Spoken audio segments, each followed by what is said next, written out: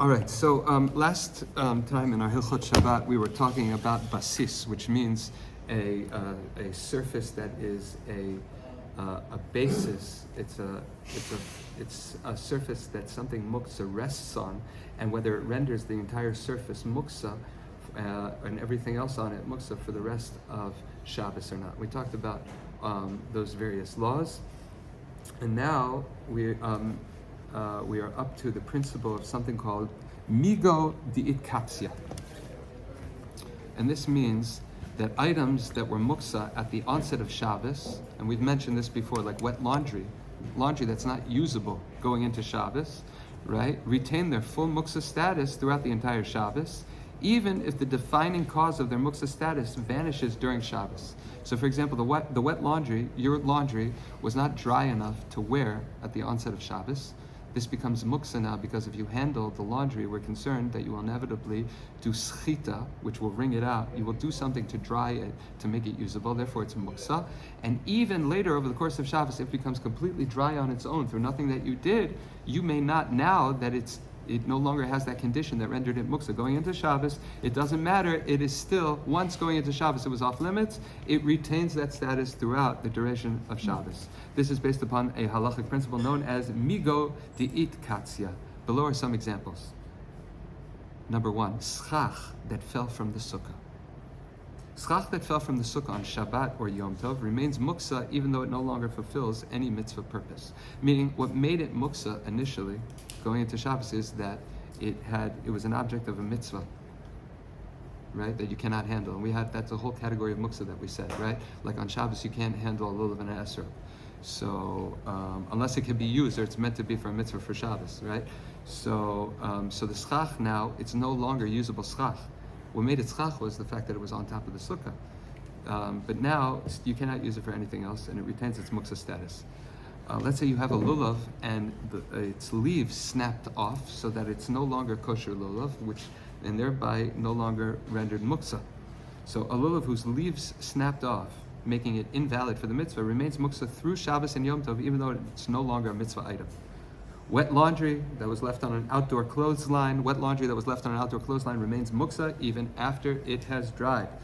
A drawer containing muksa items. This goes back to our basis idea, right? The whole drawer remains muksa if it had a muksa item in it going into Shabbos, which would render it muksa, even if all the muksa items were spilled out or somehow removed over the course of Shabbos, it is still now not usable. Okay. A brick remains muksa throughout Shabbos, even if one suddenly designates it for a permanent need to be used as a doorstop or whatever. Meaning, if you did not set it aside for usability before Shabbos, you cannot do it in Shabbos, because if it goes into Shabbos being muksa, it retains that muksa status. Okay. Designating a muksa item for Shabbos use. Here's the point. The point is that you can do this. You can set something aside that otherwise would be muksa before Shabbos. Items that are generally classified as muksa, like rocks, bricks, sand, twigs, etc., may be designated for a permitted use. You can designate a rock or a brick, for example, as a doorstop before the onset of Shabbos, and that would allow you to use it over the course of Shabbos. The designation need not be any kind of ceremony, or even a mental resolution may be adequate. You don't need to make a declaration. However, this depends upon the nature of the designation. There's two types. There is a permanent designation and a temporary designation. A permanent designation would be if you wanted to designate it from here on end forever to be used as such. All you need to do for that is think it. Meaning, I have a piece of Jerusalem stone that was left across the street from a construction site, and I need it to hold my door open. I want to have a big, heavy doorstop from here on end. So before Shabbos, I take it and I place it there with the intent that forever this will be now. I've acquired a new doorstop. I don't need to say anything before Shabbos. I've made it my doorstop before Shabbos. It is no longer muksa, right? Right? A brick or a rock may be designated merely by mental resolution for use as a doorstop or to support a bed or other furniture if one intends to use it for this purpose indefinitely. And here, gentlemen, you see the power of the human mind. That you can think something and change the status of a physical object. Okay. Or the power of halacha. Okay. The power of the halachic mind. Logs. Although logs cut from a felled tree are muktza, a particular log may be mentally designated before Shabbos to be used as a permanent makeshift bench or the like, and be subsequently be moved on Shabbos and Yom Tov in the same manner that any furniture may be removed.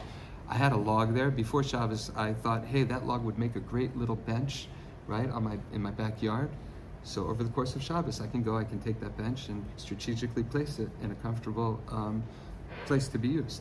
Okay. Old tools and appliances. An old broken camera, radio, tape recorder. Wow. Do those things exist anymore? May be designated in this manner to become a toy and may then be moved and handled like any other toys. Right? Sand. Sand may be set aside to be used for spreading on an icy walk or steps. Regarding the permissibility of spreading sand or salt on an icy walk on Shabbos, we will get to that later in the malacha of dash, to extract. Right? The question is, if you'd be turning ice into water by putting salt on it, are you extracting the water from the ice? Okay, so that was all permanent designation, meaning before Shabbos you mentally resolved that particular item, that if you would have left it alone going into Shabbos would have been muktza, that you're going to use it from the hereafter, from the here on end. For a particular mutar purpose, it's okay. Now we will discuss temporary designation. If the item is only meant to serve a temporary use, meaning just for this Shabbos, then merely resolving to designate its use before Shabbos is not adequate.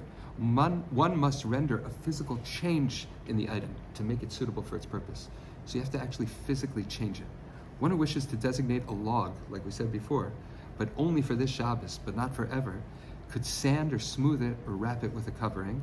When designating a brick, one could break or chip it to a smaller size or put it into a paper or plastic bag to make it more suitable for its intended use. Drilling holes in coins or simply wrapping them in paper or tape would be sufficient when designating the coins for temporary use for one Shabbos. What would you use a coin for? I don't know. I don't know. Okay, just one final piece here before we move on to a new discussion. Detached components from a house, appliance, or utensil. Let's say you have something that over the course of the Shabbos, or even before Shabbos, they came apart, like a door handle came out of a door,